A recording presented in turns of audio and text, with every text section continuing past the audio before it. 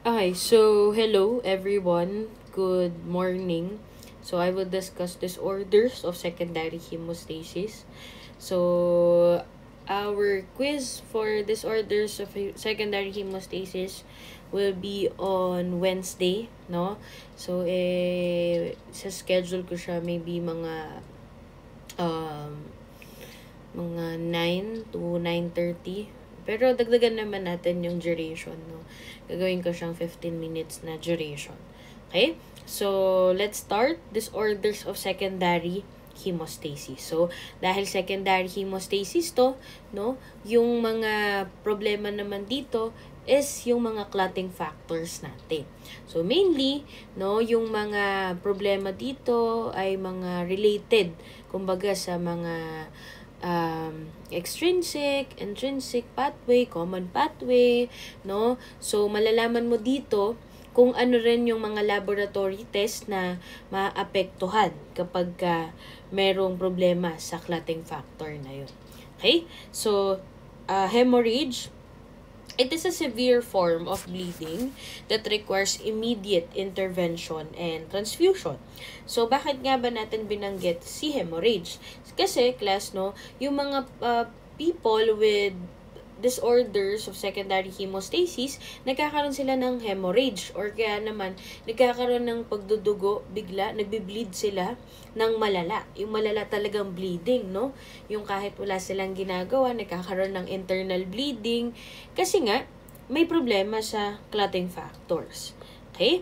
So, inherited disorders of coagulation, mainly in intrinsic pathway disorders. So, dahil ito ay intrinsic pathway disorders, mainly yung parang pinaka-problema niyang magkakaroon ng problema ang laboratory test. Alam naman natin na kapag intrinsic pathway, syempre, ang magkakaproblema dyan is yung APTT.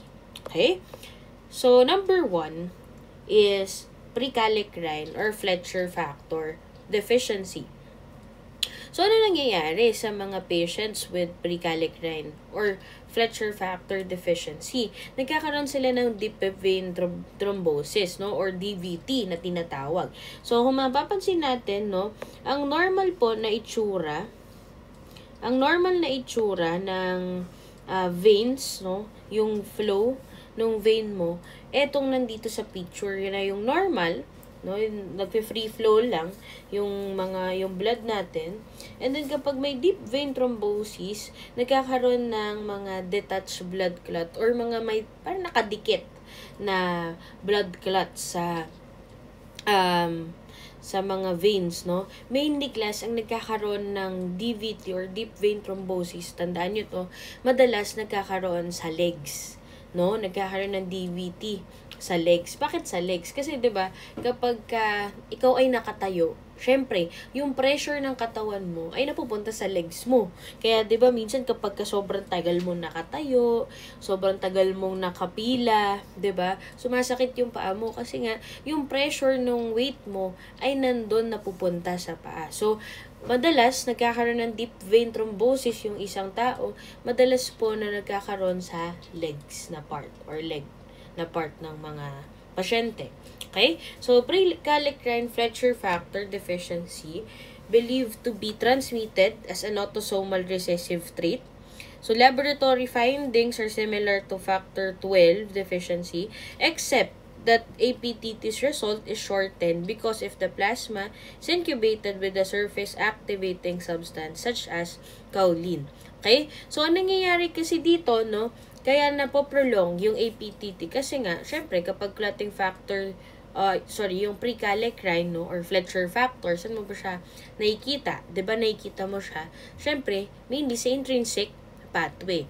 So, syempre, ang problema dito or magkakaroon ng result na abnormal is the APTT. Pero, kapag kung yung substance or yung parang pinaka-plasma ng patient ay merong activating substance like kaolin, nasushorten yung result ng APTT. Kasi 'di ba, ang nangyayari dapat magpo-prolong siya kasi yung problema is Fletcher factor, magpo-prolong dapat siya. Pero dahil merong activating substance such as kaolin, ang nangyayari imbis na mag-prolong, nagsushorten nag-shorten siya or umiikli yung result ng APTT. Okay? So, next is high molecular weight kininogen or si Fitzgerald or ito yung tinatawag na HMWK. So, HMWK deficiency, syempre, ang absent dito na clotting factor no, is HMWK. So, results in poor contact phase reaction, a deficiency of kinin formation, and defective fibrinolysis reaction. Bakit contact phase or bakit nangyari na poor contact phase? Kasi ano ba yung mga contact group natin, di ba? Ang ating mga contact group ay sila 11, 12, HMWK, and prekallikrein. So, syempre, kapag may problema ka for HMWK, no, syempre magkakaroon ka ng poor contact phase, no? Kapag ka nagkakaroon ng contact sa glass, di ba? Yun yung mga tawag dito yung mga factors bakit nagkaklat yung dugo. Pag nagkakaroon ka ng contact sa glass, 'di ba? So, ang nangyayari dahil meron kang HMWK deficiency, no, kapag nagkaroon ng contact sa glass, medyo mahaba-haba bago nagkaklat yung dugo. Okay? Laboratory findings, APTT results typically are prolonged kasi nga, syempre, sa intrinsic pathway yung problema. Other tests are within normal limits. Okay. So, magsa-start tayo ngayon sa hemophilia. So, tandaan nyo, class, na ang hemophilia, nakikita siya or ang problema niya is the intrinsic pathway. So, ano ba yung hemophilia? No? Yung hemophilia, yan ay napapasa mula sa parents or sa carrier. Mainly, yung mga female na carrier. Tapos napapasa siya sa mga anak-anak, kumbaga.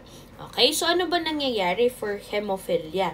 No? Sa hemophilia, sa normal patient, no, ang nangyayari, di ba, kapag nagkakasugat ka, dadating yung mga platelets, ganyan, tapos gumagaling or nagkaklat or nagpo-form ng clot para matakpan yung sugat dun sa vessel. Ang nangyayari kapag yung patient, no, ay may hemophilia, hindi nagpupuntahan doon yung platelets, no? Hindi sila magkakaroon ng clot formation. Ang mangyayari, syempre, magkakaroon ng bleeding yung pasyente.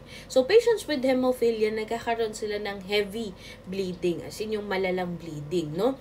So, originally described in 1953, it is an autosomal dominant hemophilia, presents mild to moderate bleeding. Yung hemophilia C. Kasi ang hemophilia C, hindi kumbaga, sa lahat ng hemophilia A, B, C, siya yung medyo mild or medyo hindi gaanong kalala, no? So, it represents the first inherited disorder of the intrinsic cascade to which a clinical bleeding syndrome is attributed. So, tandaan nyo na si hemophilia C yung pang-una na kumbaga parang na-report ba na nagkaroon si patient ng hemophilia C. Okay, so madalas nagkakaroon ang mga patient or mga population na nagkakaroon ng hemophilia C ay mga Jewish, no? So, yun yung mga patients na medyo or laging nagkakaroon ng hemophilia C because of their genetic trait, no? Yung mga napapasa. Siyempre, kuwari, for example, yung Jewish yung parang pinaka-nanay, no? Siyempre, napapasa, no? Hanggang dumami sila ng dumami na merong hemophilia C. So, ano ba yung treatment sa mga patients with hemophilia C? Kailangan ma-transfusan yung patient with fresh plasma or fresh frozen plasma. Okay? So, yun yung pinapasa or yun yung tinatransfuse dun sa patient para hindi magkaroon ng bleeding. Bakit fresh frozen plasma? Kasi nga, sa fresh frozen plasma, nandun kasi yung clotting factor 11. Okay? So, syempre, kung ano yung kulang dun sa patient, yun yung parang, kumbaga, pupunan mo. So, ano ba yung laman ng fresh frozen plasma? Mainly, meron yung factor 11. Kaya, yun yung ibinibigay sa pasyente. Okay? Next, sa clinical findings, so, sabi natin, mild bleeding tendencies, mild kasi nga, sabi natin, hemophilia C, mild to moderate bleeding. Okay? So, most patients are symptomatically silent until stressed by trauma or surgery. So, ito yun, class, no? Ang nangyayari dito, no? So, dahil hindi gaanong malala, ang hemophilia C, no, hindi nararamdaman yan ng patient unless, kunwari, biglang nagkaroon ng checking, no? So, kailangan operahan ng pasyente. So, ngayon, operahan yung pasyente. So, nung inooperahan siya, syempre dahil may hemophilia C siya, mangyayari magbe-bleed yung pasyente. Doon pa lang malalaman na, ay, kaya pala, may hemophilia C pala yung pasyente, kaya pala siya nagbe-bleed. Pero sabi ko nga sa inyo, upon surgery or upon mga operation, no, laging tinetest ay APTT-PT kasi nga check kung merong problema sa intrinsic and extrinsic pathway. Okay? So, clinical symptoms or syndromes may include episodes of epistaxis or nosebleed, hematuria, and menorrhagia or heavy menstrual bleeding. Okay? Laboratory findings, prolonged APTT, which is corrected by aged serum and adsorbed plasma. So, kumbaga, nagmi-mixing studies pa din, no? So, syempre, kapag diba kung naalala natin yung mixing studies, may words na not corrected, corrected. So, kapag ginamitan mo ng gantong clotting factor, mako-correct ba yung APTT? So, dito, no, kapag yung patient ay merong factor 11 deficiency, no, nako-correct siya with aged serum and adsorbed plasma. Kasi, yung yung adsorbed plasma, may laman yan clotting factor 11. So, yun yung ipapasa dun sa, or itatransfuse dun sa pasyente. Okay? One-stage PT and bleeding time are not affected kasi more on extrinsic pathway yung kanilang, kumbaga, chinecheck. Okay? Therapy, no specific blood component exists to treat factor 11 deficiency. Pero sabi nga natin na na-manage lang siya with fresh frozen plasma or fresh plasma. Next, hemophilia A or the classic hemophilia. So, first scientifically described in 1803 and referred to as royal disease. Bakit nga ba royal disease? Nasabi ko na sa inyo to, nung siguro mga prelim pa lang, no, na kapag yung patient ay may hemophilia A or ito yung tinatawag na royal disease. Kasi daw, nung unang panahon, nung year 1803, from yung mga prevalent kasi dito is yung mga sa England, no?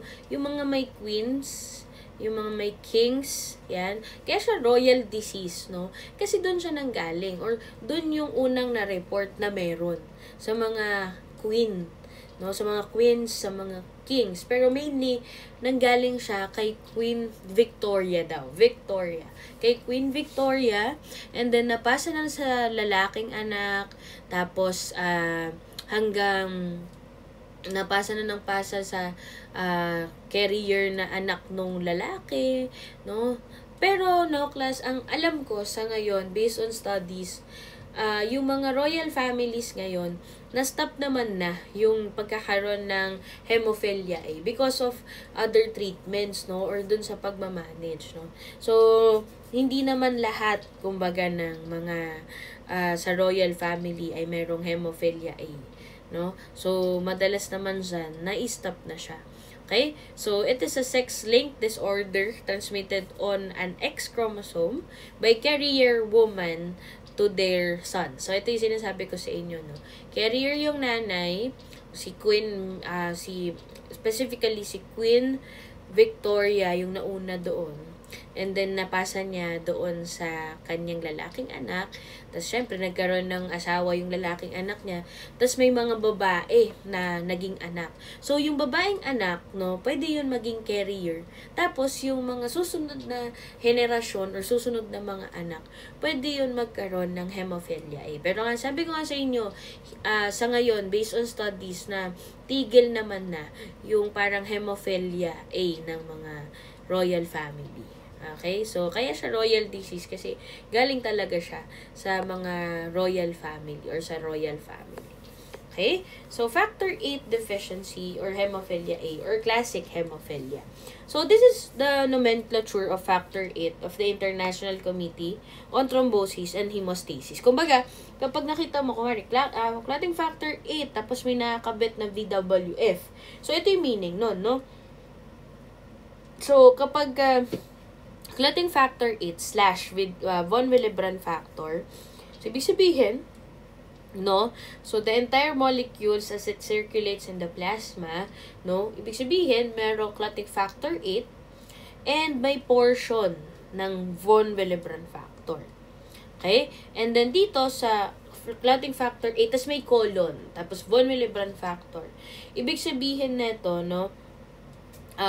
Kumbaga, kompleto yung clotting factor 8 mo, tapos meron siyang normal platelet adhesion and function. Kasi nga, baka para saan ba yung von Willebrand factor? It is for platelet adhesion. So, kung nakita mo, clotting factor 8, tapos colon, von Willebrand factor. So, yung patient ay normal yung clotting factor 8 with normal platelet adhesion. Okay, so ganun siya. And then, clotting factor 8, tas colon, tas C. Ibig sabihin, portions of molecules acting in intrinsic pathway or system as cofactor to factor 9A in the conversion of factor 10 to 10A or activated clotting factor 10A, no? So, ibig sabihin na to, merong calcium na kasama. Or, kumbaga, merong kasama niya yung calcium para ma-activate yung mga certain clotting factors such as clotting factor 10. Okay? So, kung kanina yung clotting factor 8 colon von Willebrand factor, no, natetest siya using bleeding time. Dito natetest using PTT or APTT. Okay? So, next is clotting factor 8, tas may C, tapos may AG. AG dyan ay antigen, no? Antigenic property of procoagulant portion as measured by immunologic monoclonal antibody techniques. So, dahil yan ay may antigen, no? So, syempre, related yan sa antigen-antibody reaction. Okay? So, tandaan nyo, kapag may nakita kang procoagulant, letter C, no, ibig sabihin, related siya to clotting factor 8C, tapos colon AG because of antigen, no? And then naman, kapag clotting factor 8R, tapos antigen, ibig sabihin, yung R dyan ay related.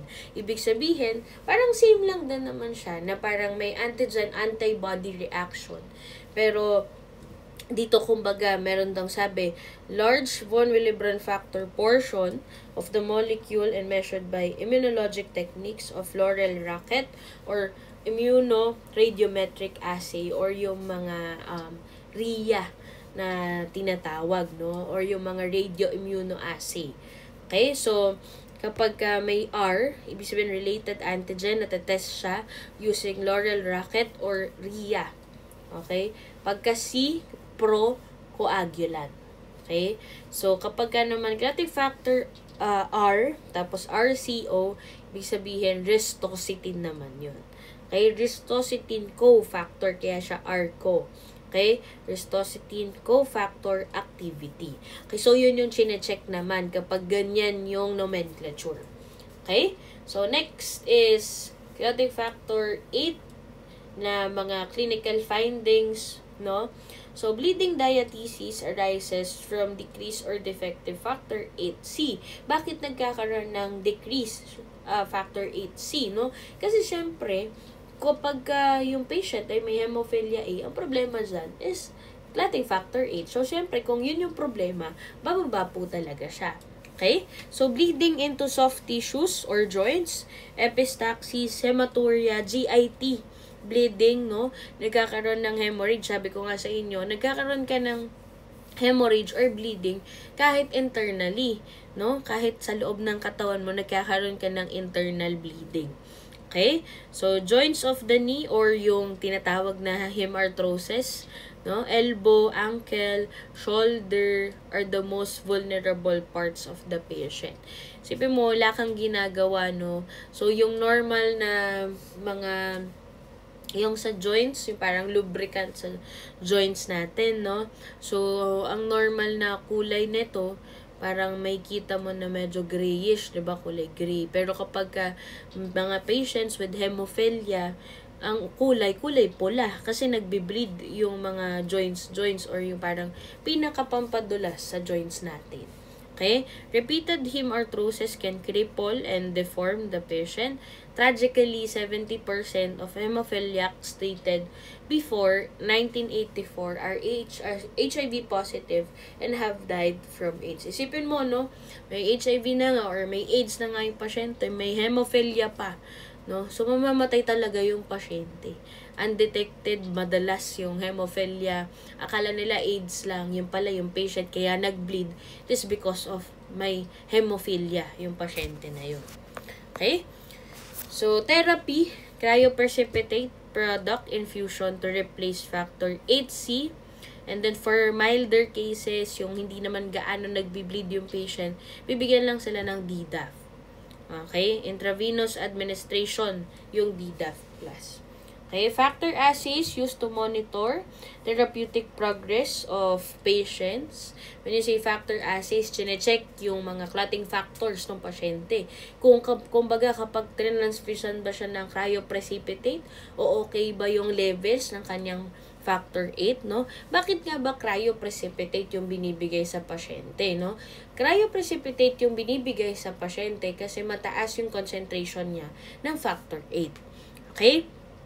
So, patients who have developed antibodies against factor 8C may be given with plasmapheresis, no? And then, porcine factor 8C, and prothrombin factors or components are used or reserved especially for life-threatening situation.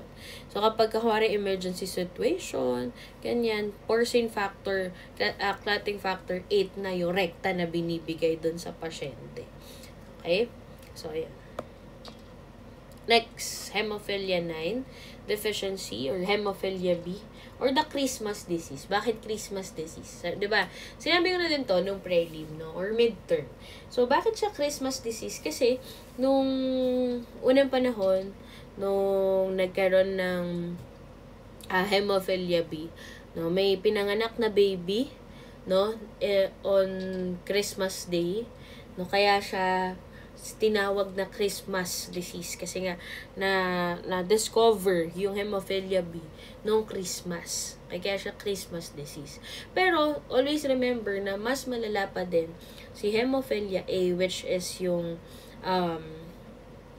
yung royal disease kaysa kay hemophilia B. Okay, pero kung susumahin mo sa silang lahat, ang pinakamalala is A, next si B, tapos si C. Tapos, ang pinaka-prevalent or pinakamataas na percentage ng cases ng hemophilia ay si hemophilia A talaga. Okay? So, it is caused by the deficiency in factor 9 or vitamin K dependent factor, no? So, 'di ba, ano ba yung mga vitamin K dependent factor? Yun yung mga prothrombin group, no? Prothrombin group mainly 2, 7, 9 and 10. Okay? So, represents approximately 14 of hemophilia cases in the United States. Milder form. So, milder form siya. Sabi ko nga sa inyo, no, mas malala pa rin si clotting factor 8.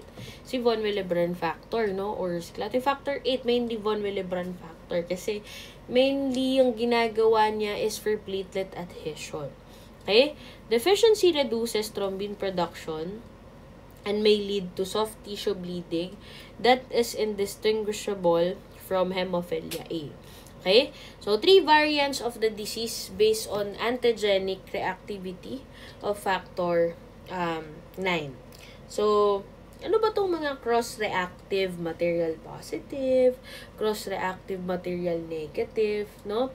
So, ibig sabihin, nagkakaroon ka ng, kumbaga reaction, syempre, antigen and antibody reaction or cross-reactivity. So, kapag CRM positive yung isang pasyente, no? Mainly kapag CRM or may mga cross-reactive material, ang nagkakaroon ng problema dito mga patients ay yung mga hemophilia A, no? So, dapat talaga itong mga CRM ay nandun sa hemophilia A na PowerPoint or slide, no? So, ano ba yung CRM positive? Ito, class, kapag CRM positive, no, normal yung kanilang factor 8, pero abnormal yung function. Baga, yung function ng factor 8, normal naman siya. Normal yung count, normal lahat. Pero yung function mismo ng clotting factor 8, kaya nabibleed yung pasyente, yun yung may problema. And then, kapag CRM negative naman, kaya siya negative kasi wala siyang nakikita at all na von Willebrand factor or clotting factor 8 von Willebrand factor. So, kaya siya negative. Wala talaga siya nakikitang ganun. So, syempre, dahil mababa na nga or wala, magbe-bleed talaga yung pasyente. So, same sila na nag-bleed yung pasyente. No? So, for negative, syempre, wala talaga. And then, kapag reduced, mababa or low or very, very low yung von Willebrand factor number. Okay? So, yun. So, factor 9 deficiency, prolonged APTT, but it is corrected with aged serum, but not with absorbed plasma. Hindi gaya siya nung kanina, no?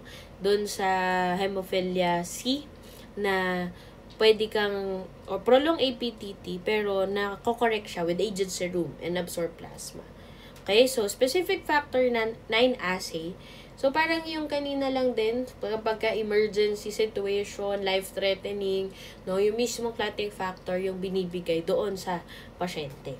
Okay? Therapy, administration of commercial concentrate products, plasma exchange with normal donor plasma have been performed to achieve 50 to 100 activity levels and to prevent cardiac overload. So, ang binibigay sa mga patients with hemophilia B ay mga plasma or fresh frozen plasma din. No? Naiba lang medyo dun sa factor 8 which is cryoprecipitate. No? And then for milder cases, DDAF. Okay? So, ano ba yung cardiac overload? So, yung ating puso, no, dapat normal lang dapat yung pumapasok na blood dyan. Para normal lang din yung pag-heartbeat mo or yung pagdipok ng puso mo. Pero kapag, kung sobra-sobra naman, yung pag-flow ng blood, ganyan. Kumbaga parang nape-pressure yung puso mo na magkaroon ng enough oxygen yung patient, no? Ang nangyayari dyan, nagkakaroon ng cardiac overload. So, cardiac overload, parang tao din, na kapag na over-fatigue ang tao, ano nangyayari rin na, parang nagsha-shutdown siya, napapagod siya, ganyan. So, ganun din yung puso, na kapag nagkakaroon ng overload or parang sobrang stress, nagkakaroon siya ng cardiac stress or cardiac overload, parang bigla na lang titigil yung puso or aatakihin na lang sa puso yung pasyente. Okay? So, So, next, von Willebrand disease.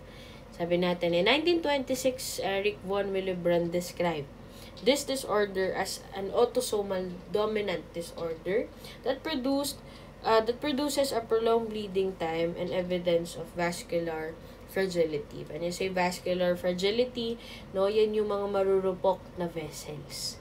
Okay, so, dito sa von Willebrand disease, yung kanina, magkaiba to ha, yung factor 8. Factor 8 talaga yun na mawala. Pero pag von Willebrand disease talaga yung, kumbaga yung nawawala talaga dun sa pasyente. So, dahil von Willebrand disease or von Willebrand factor ang nawawala sa pasyente, hindi mag-a-adhere yung platelets. Magkakaroon ng bleeding or hemorrhage. Okay? So, patients demonstrate easy bruisability, epistaxis, menorrhagia, and hemorrhage from tooth extraction. Especially sa tooth extraction, no? Simpleng pagtanggal lang, pagbunot ng ngipin, akala mo okay. Tapos pagbunot ng ngipin mo, bigla ka na lang nag-bleed, hindi na tumigil yung bleeding, no? So, yung mga patients, minsan kahit tooth extraction yan, or pag nagpapabunot ng ngipin. Di ba kung mapapansin nyo, itatanong ng doktor, meron ka bang problema sa, kumari, high blood ka ba? Ganyan. Meron ka bang recent infection? Ganyan. Bakit hindi pwedeng bunutan yung mga high blood na pasyente? Kasi pag binunutan mo yan, tas high blood siya, magbe-bleed yan lalo. Siyempre, lalo na kapag may von Willebrand disease, magbe-bleed yan lalo kasi hindi nag-a-adhere yung platelets. Okay? So, von Willebrand disease, it is the most frequently inherited disorders. Okay? So, etong part na to, class, paki-scan, paki-aral na lang din. So, very, very ano naman to, very direct, no? So, yung effect, ganyan, kapag homozygous, so, yun ay severe, ganun, ano yung mga resulta. So, etong part na to, etong dalawang to, parang kumbaga, inano ko na siya, tinable ko na siya para hindi mahirap aralin. Okay? So, von Willebrand disease, laboratory findings, syempre, prolonged bleeding time, incomplete APTT result, or prolonged APTT result. Bakit incomplete to? No? Kumbaga, yung machine mismo, hindi niya na mabasa kung ano resulta ng pasyente. Ganon siya. Okay? Decreased activity of clotting factor 8. Kasi nga, ang von Willebrand factor, di ba, medyo related siya sa clotting factor 8. Kaya kapag may problema sa von Willebrand factor, magkakaroon ka rin mainly ng problema sa clotting factor 8. Okay? Decreased levels of large VWF multimers and abnormal rhistocytine platelet factor. Okay? Therapy, infusion of cryoprecipitate, same sila ni clotting factor 8 deficiency, which is hemophilia A, di ba? So, yun. Sabi natin, mataas talaga yung concentration ng clotting factor 8 sa cryoprecipitate. Okay, so, papansinin nyo, medyo same sila ng therapy with clotting factor 8 deficiency, no? Commercial factor, cryoprecipitate. Tapos kapag milder cases, lead of administration, no? So, yun. Ayan. Para mas hindi natin makakalimutan, hindi tayo malilito. So, ginawa natin ng table. Next, sorry, iba na dapat to, hindi na siya intrinsic pathway, dapat extrinsic pathway na. Kasi magsa-start na tayo for extrinsic pathway disorders. So, first is factor 7 or proconvertin or stable factor deficiency. So, ulitin ko lang ulit, no? Inherited disorders of coagulation, extrinsic pathway disorders na po tayo. Hindi ko lang napalitan. Okay? Autosomal recessive genetic abnormality with intermediate expression. So, it is a very rare disorder. Medyo mababa yung cases, which yung parang pinaka-ratio niya. Sa 500,000 na tao, isa lang yung nagkakaroon ng factor 7 deficiency. Okay, so correlation between clinical tendency and activity levels are poor. So, patients are vulnerable to thrombotic events. Bakit nagkakaroon ng thrombotic events yung mga pasyente? Kasi syempre, may problema ka sa extrinsic pathway, no? May problema ka sa pathway, hindi ka makakabuo ng common pathway mo, hindi ka makakabuo ng stable fibrin clot. Okay, so syempre, magkakaroon talaga ng thrombotic events yung patient. Okay? So, laboratory findings. Diagnosis is based on family history. Bakit family history? Kasi, syempre, pag namamana, napapasa, syempre, yung unang itatanong sa'yo, may family history ba kayo ng ganito? May family history ba kayo na yung nanay or yung tatay or lolo-lola ninyo ay bigla nagkakaroon ng bleeding? Ganyan. So, magkaiba na to. Dahil extrinsic pathway ang disorder, prolonged PT na po tayo. And then, normal yung thrombin clotting time and APTT. Okay? Chromogenic substrate procedures measure the ability of factor 7 to cleave factor 10.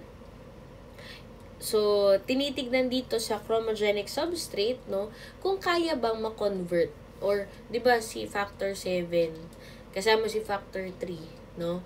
Yun yung kailangan mo para ma-convert mo si 10 para maging activated clotting factor 10A, diba? Or, activated clotting factor 10, no? So, yun yung, kumaga yung test na ginagawa.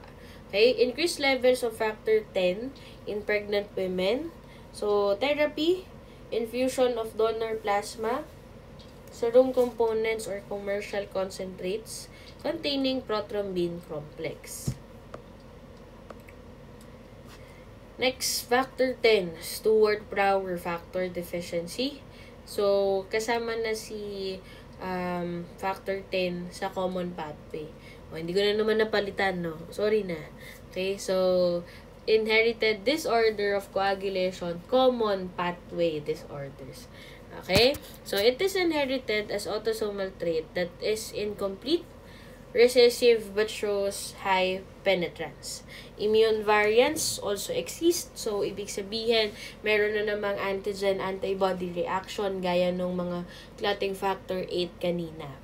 Okay, sa laboratory findings, prolonged APTT, PT, and Stipp-Vence time. Kung naalala natin si Stipp-Vence time, yung gumagamit ng Venom, no, para malaman kung may problema sa clotting factor 10 saka 7. Ay yung dun sa laboratory diagnosis natin or sa laboratory test na ginagawa. Okay, so, prothrombin utilization is abnormal. PT is corrected by aged serum but not with adsorbed plasma. Therapy, FFP or fresh frozen plasma, or ang binibigay mainly sa mga pasyente ay prothrombin complex. Okay. So, dapat talaga itong slide na to or itong page na to dapat na una. Okay, sorry. So, factor 5 deficiency or OREN disease or labile factor deficiency. So, discovered in 1944 by Professor Oren. Sorry. Parang yung sa clotting factor, parang sa von Willebrand, no? Si Eric von Willebrand yung naka-discover. Kaya pinangalan niya sa sarili niya. So, same with Professor Oren. Okay?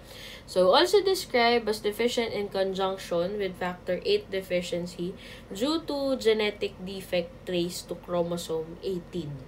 Okay, so mainly ang problema dito is the chromosome 18.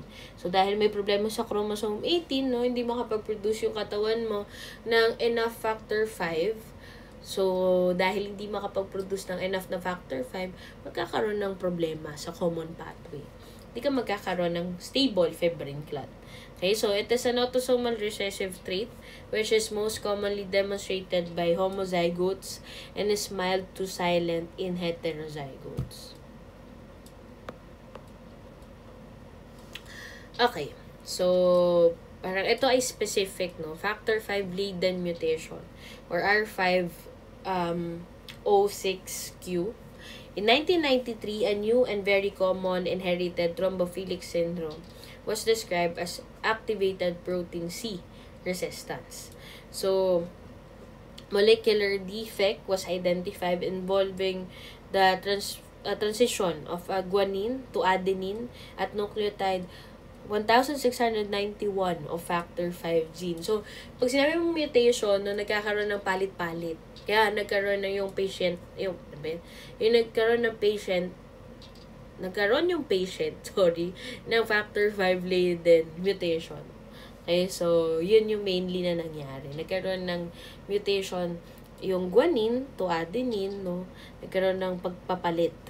No? So, mutation results in the substitution of arginine. So, screening for the presence of APCR or activated protein C resistance is easily performed by clot assay utilizing modified APTT Russell-Viper Venom time methods or Venom test. Kung naaalala si Russell-Viper, so same sila ni Stipp-Vence time na gumagamit ng Venom ng ahas. Mainly, yung ahas na yun is yung tinatawag na Vipera rosselli. Okay? Or Russell Viper na snake. No? So, yun yung nakakapag-diagnose or nakakapag-check kung yung patient ay may APCR. Next is factor 2 prothrombin deficiency. Mali lang, typo lang po. Deficiency. May be inherited as a deficiency or a dysfunction. Hemarthrosis in patients are rare. So, yung hemarthrosis, sino ba yung madalas na nagkakaroon ng hemarthrosis?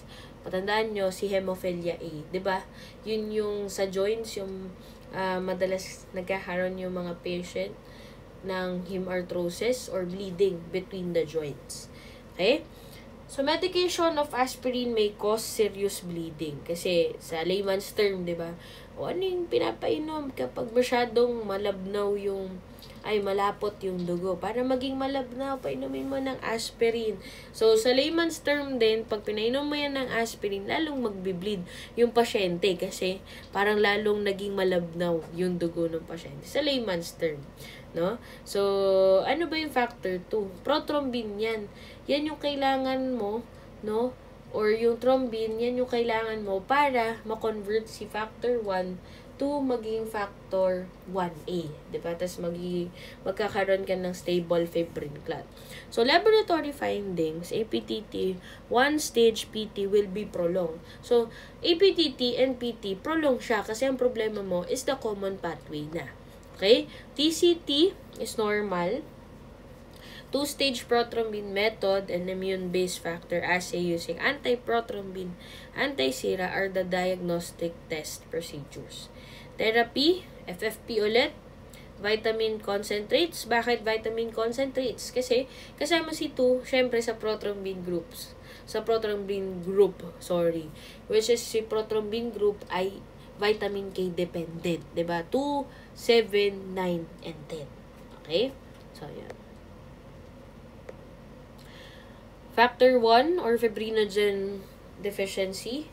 So, defects may result to the following condition. Kapag fibrinogenemia, so wala talagang or absent talaga ng fibrinogen. Hypo, decrease. Ibig sabihin ng fibrinogen. And this fibrinogenemia, meron kang normal count ng fibrinogen pero abnormal function. Okay? History and clinical features aid in the differentiation between inherited and acquired forms. Sabi natin, afibrinogenemia. Paano nagkakaroon ng afibrinogenemia yung pasyente? So, it is an autosomal recessive and severe condition. Isipin mo wala kang fibrinogen. Paano ka magkakaroon ng stable fibrin clot? So, magkakaroon ka talaga ng severe condition or severe bleeding. Kasi, hindi ka magkakaroon ng mga clots, no, pag nagkakasugat ka. Okay? So, patient having the condition have nearly undetectable amounts of fibrinogen. Kasi wala nga talaga. Absent talaga. Okay? So, patients, platelets appear affected in that prolonged bleeding time. No? So, syempre, prolonged PT, APTT din yan. No? Laboratory findings, prolonged bleeding time, prothrombin time, APTT, and thrombin time. Diba? Kung naalala natin, si thrombin time, no, mainly ang kanyang dinidetect is kapag may abnormality sa clotting factor 1. Kaya kasama si thrombin time dyan. Okay? Abnormal platelet adhesion and aggregation also is the laboratory findings. No? So, therapy, cryoprecipitate. So, FFP may be used. However, volume overload is a major concern. When you say volume overload, no?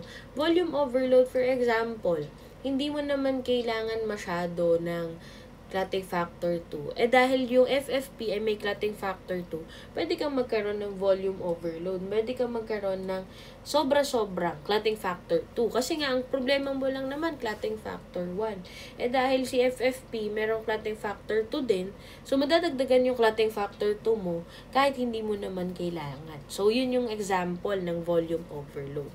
Whole blood transfusion may be required if significant bleeding has occurred. Okay? Hypo. So, kapag ka-hypo naman, meron, pero konti. Okay? So, kahit na, syempre, dahil konti, no, yung pasyente, magkakaroon pa rin ng bleeding episodes, no? Especially, kapag ka yung patient ay ooperahan, or kaya naman nasugat yung pasyente, nagtataka, ay, bakit hindi kaya nagsastop yung bleeding? Yung pala, meron siyang hypofibrinogenemia. Okay, so ano yung pwedeng ibigay doon sa pasyente? Bigyan mo yung patient ng cryoprecipitate and FFP. Kasi yung cryoprecipitate and FFP ay may lamang fibrinogen. Okay? So, next is dysfibrinogenemia. Okay, so for dysfibrinogenemia, ibig sabihin normal number of fibrinogen, abnormal nga lang yung function, no? Ano ba yung nangyayari for dysfibrinogenemia? Bakit nagkakaroon siya ng abnormal function? Kasi nga, nagkakaroon ng substitution of amino acids in fibrinogen. Okay? So, kumbaga parang mutation lang, no? Nagkakaroon ng palit-palit. So, dahil nagkakaroon ng palit-palit na naman dito, syempre, magkakaroon ka talaga ng problema sa function ng fibrinogen. So, inability to submit proteolysis by thrombin because the cleavage sites are inappropriate. Kumbaga, hindi makapag-produce ng activated clotting factor 1, no? Addition of inappropriate side groups that affect reactivity, and persistent of fetal fibrinogen into adulthood. Kumbaga, baby pa lang, may problema na. Napasa na ng nanay doon sa baby. Tapos si baby nagka-problema na hanggang tumanda na yung pasyente, meron siya talagang dysfibrinogenemia. Okay? Kasi nga, genes na yun. Yung amino acid na yung may problema, kaya hindi nagfa-function mabuti yung fibrinogen mo. Okay, laboratory findings. Normal PT, normal APTT. Bakit normal lahat yan? Kasi normal yung number. Normal yung fibrinogen. Yung numbers, no? Normal yung count ng kanyang fibrinogen. Ang problema sa kanya is yung kanyang function. So, paano malalaman kung merong problema yung patient sa fibrinogen or meron siyang dysfibrinogenemia? Prolong yung thrombin time niya. Specific kasi si thrombin time, 'di ba? Sa clotting factor 1.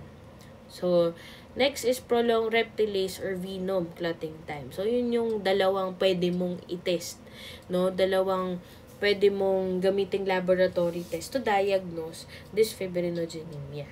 Okay? So, yun. Next is clotting factor 13 deficiency. So, ibig sabihin kapag may problema ka sa clotting factor 13, hindi ka makapag-stabilize ng clot, 'di ba? Kasi si factor 13 siya yung nagsa-stabilize ng clot, 'di ba? Para mas matibay yung clot formation, kailangan mo ng clotting factor 13. Pero dahil wala kang clotting factor 13, yung nabubuong clot nung katawan ng pasyente, ang nangyayari dyan, marupok siya. So, kumbaga, ano ba yung pwedeng example, no? So, kumbaga sa kahoy na marupok, konting suntok mo lang, nabubutas na. Parang ganun siya. Kasi nga, walang nagsastabilize. Okay? So, it is a rare disorder, an autosomal recessive trait in which only homozygotes express the syndrome. So, patient exhibits spontaneous bleeding, poor wound healing, no? So, yung mga patient na yan, dahil nga marupok ang kanilang platelets, hindi nagkakaroon ng stable na fibrin clot, syempre, nagkakaroon ng bleeding. Tapos, ang tagal mag-heal nung sugat. Kumbaga, matutuyo siya, dahil marupok yung platelets mo, magdudugo na naman, no? Tapos, panibagong sugat na naman. So, parang ganun yung nangyayari. Okay? So, laboratory findings, which result in an unstable and friable clot with excessive red cell fallout. Kumbaga, pag sinabi mo red cell fallout, ito nga yun, yung nagkasugat ka. Pag nagkasugat ka, syempre, yung platelets mo pupuntahan, pero dahil wala kang pang-stabilize, ang mangyayari, yung platelets mo, maghihiwalay na naman, tapos yung red cell, lumalabas yan. Naglalabas, nagbi-bleed, kaya siya red cell fallout, no? Condition cannot be evaluated in the presence of heparin. So, specific factor 13 assays are available, pero hindi siya suitable for routine use, or kumbaga, para ma-detect mo, sasabihin mo, factor 13 assay po sana ang ipapatest ko. Hindi siya routine test. Kumbaga, para special test siya, no? So, ang kailangan mo ay immunologic factor 13 para ma-quantify mo or para mabilang mo yung number ng clotting factor 13 mo. Okay? Infusion of donor plasma or commercial purified lyophilized placental factor 13 ang therapy for this. Okay? Para hindi maging marupok yung iyong platelets, kailangan mo niyan. Acquired disorder of coagulation. Sabihin, acquire. Pag sinabi mong acquire, because of lifestyle, environmental factors, so kaya ka nagkaroon ng hepatic disease. Okay? Liver disorders present two challenges: decreased synthesis of coagulation, lysis, and inhibitory proteins, impaired clearance of activated hemostatic component. So, tandaan natin na kapag meron kang problema sa liver, magkakaroon ka ng problema sa coagulation factor. Kasi, saan ba nasa-synthesize ang coagulation factor? 'Di ba? Mainly yung karamihan sa kanila, nasa-synthesize yan sa liver. Okay? Hepatic disease may also be subdivided into two categories, which are neonatal hepatic disease and yung adult hepatic disease. Okay? There is decreased levels of plasma contact factors secondary to hepatic immaturity, insufficient levels of antithrombin 3 and plasminogen. So, isipin mo, no, magkaroon ka ng hepatic disorder, lahat ng clotting factor mo halos ay maapektuhan. Kasi nga, dun nanggaling, dun nasa-synthesize. Kaya kung papansinin nyo, nagkakaroon ng insufficient levels or mababang levels. Kasi nga, pagka ikaw ay may problema sa liver, hindi nasa-synthesize ng maayos yung mga clotting factors. Okay? So, expression of a unique fetal fibrinogen which behaves differently as to matured ones. Vitamin K deficiency. So, dahil yan ay vitamin K deficiency, ano yung group? Prothrombin group. So, mga 2, 7, 9, saka 10. Okay?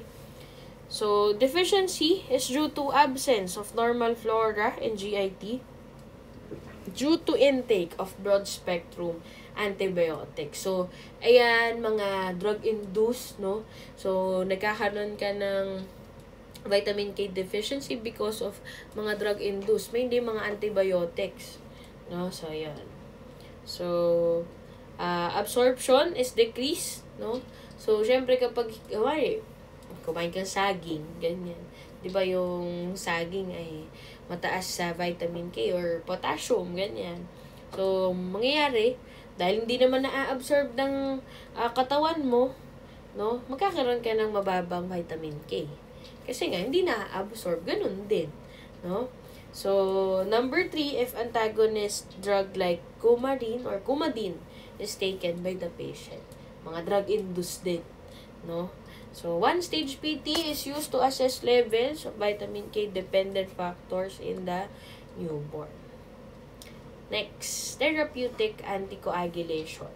So, ano yung mga pwede mong ibigay sa patient? So, ito yung mga heparin, coumadin, no? So, ito yung mga una nating tinatanong before nating i-extrakan yung pasyente. Okay, so, heparin, intravenous anticoagulant, most commonly used in clinical medicine. It is used extensively in preventing fibrin deposition and intravenous tubing devices and residing in vessels. Kaya po, class, no, kung mapapansin natin, yung mga patients na naoperahan, ganyan, madalas dyan, pinapatake yan ng heparin para yung mga clots ay matunaw. Kumbaga, syempre, binuksan ka.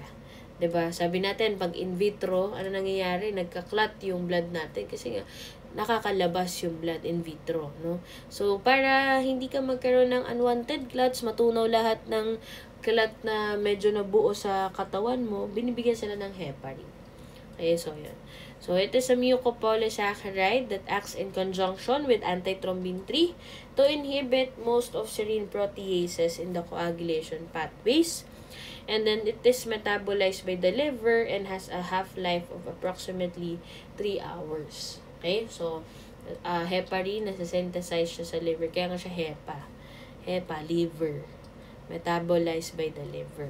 Kaya sa heparin. Okay? So, yun. Coumadin or coumadin drugs. Ito yung mga oral anticoagulants, no? Discovered in Wisconsin. So, warfarin is most frequently used coumarin, which is water-soluble. So, and it administered orally. It interferes with the carboxylation of vitamin K-dependent procoagulants, yung mga 2, 7, 9, 10 na clotting factors. No?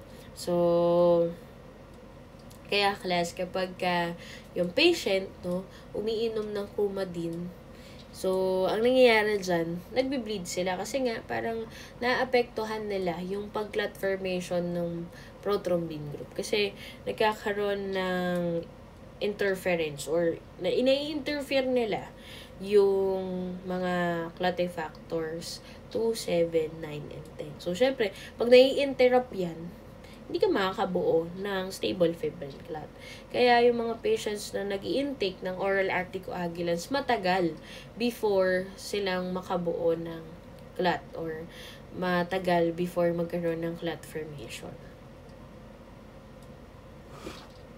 Circulating anticoagulant, substance produced by the body that inhibit coagulation. So, naaalala natin, di ba, na kapag problema, di ba, yung ay fresh plasma, ibig sabihin may circulating anticoagulant ka. Ibig sabihin, sa mismo katawan mo, no, nai-inhibit niya or nagkakaroon ng anticoagulant yung katawan mo. Yung kumbaga, bubuo yung katawan, kung nagkasugat ka, no? Nagkasugat ka. So, normal, mag-hemostasis, diba? Yun yung normal. Pero dahil may circulating anticoagulant ka, ang nangyayari dito, no, napipigilan niya yung pagbuo ng clot. Yun, circulating anticoagulant. Laboratory testing, FSP, agglutination test, measurement of fibrin monomers, platelet count, fibrinogen levels, and then APTT and PTR prolong. Wait lang.